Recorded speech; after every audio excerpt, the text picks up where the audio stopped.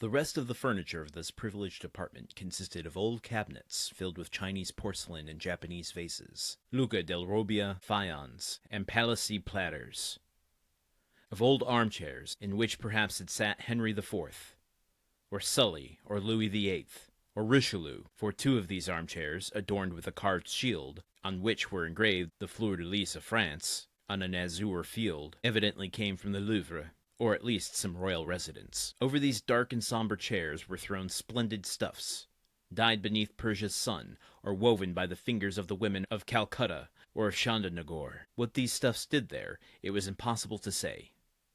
They awaited, while gratifying eyes, a destination unknown to their owner himself. In the meantime, they filled the place with their golden and silky reflections. In the center of the room was a roller and blanchette, baby grand piano in rosewood, but holding the potentialities of an orchestra in its narrow and sonorous cavity, and groaning beneath the weight of the chefs d'oeuvre of Beethoven, Weber, Mozart, Haydn, Gaytree, and Pepora. On the walls, over the doors, on the ceiling, were swords, daggers, Malay creeses, maces, battle-axes, gilded, damasked, and inlaid suits of armor, dried plants, minerals, and stuffed birds, their flame-colored wings outspread in motionless flight, and their beaks forever open. This was Albert's favorite lounging place. However, the morning of the appointment, the young man had established himself in the small salon downstairs. There on a table, surrounded at some distance by a large and luxurious divan, every species of tobacco known, from yellow tobacco of Petersburg to the black of Sinai, and so along on the scale from Maryland to Puerto Rico to Latakia, was exposed in pots of crackled earthenware, of which the Dutch are so fond. Beside them, in boxes of fragrant wood, were ranged, according to their size and quality, puros, regalias, Havanas, and Manillas, and, in an open cabinet, a collection of German pipes, of chibouks, with their amber mouthpieces ornamented with coral, and of narghiles, with their long tubes of Morocco, awaiting the caprice or the sympathy of the smokers. This whole chapter is gonna be description. I mean, we're almost halfway through the chapter already. And it's just nothing but describing Albert's house. Cool. Cool. I mean, it's interesting. I don't know how to comment on it, but it's interesting. I mean, is this trying to make some sort of comparison or parallel to Dante? The only other time we get descriptions similar to this is when Franz had gone into the cave on Monte Cristo.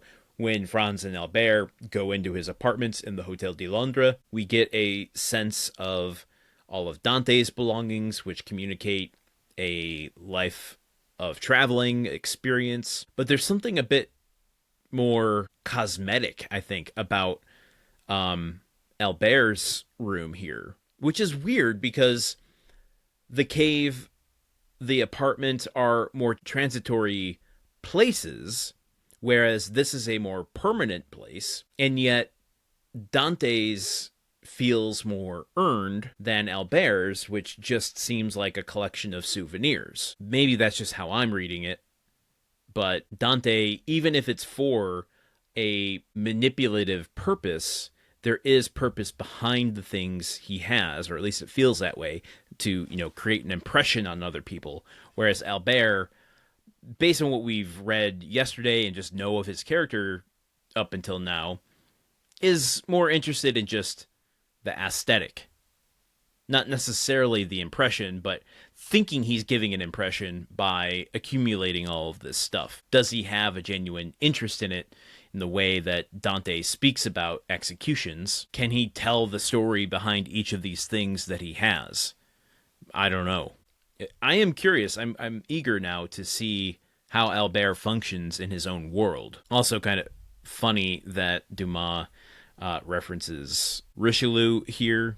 I mean, it makes sense, but this coming so closely on the heels of the Three Musketeers, where Richelieu is a legitimate character, even a villain. And dare I say, the room with all the suits of armor and the daggers and swords and all that stuff, between that and laying out all of his tobaccos and cigars as if they're like wines, can we Can we say maybe that Albert maybe has a tendency towards excess? Going a little bit further on the idea and comparison between Dante, I would be willing to bet, if I'm looking at what I know of their characters now, if you were to tell either one of those men that tomorrow you are going to lose all of your possessions, I feel like Dante wouldn't give a shit.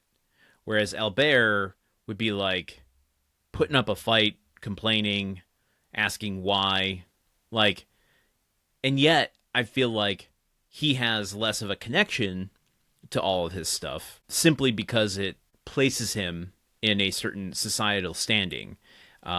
This kind of curation of global things is what's maybe expected of him in his position in life. And to take those things away would essentially be taking away his identity. Whereas Dante has built his identity from the inside out, Albert is building it from the outside in. Maybe it's too early to make distinctions like that. Well, I was going to say join me here tomorrow when we learn who those three men were, but now I'm completely up in the air. We might not even meet a character this chapter. So join me here tomorrow as we learn a little bit more about Albert's life, room. Until then, okay, bye. The Countdown of Monte Cristo is part of the Gruntwork Podcast Network. This show is produced, edited, and hosted by Landon Solano. The original text of The Count of Monte Cristo by Alexandre Dumas. Theme song by Magic Solo. If you want to support the show and others like it, visit patreon.com/gruntworkpod. Thank you for listening. See you tomorrow.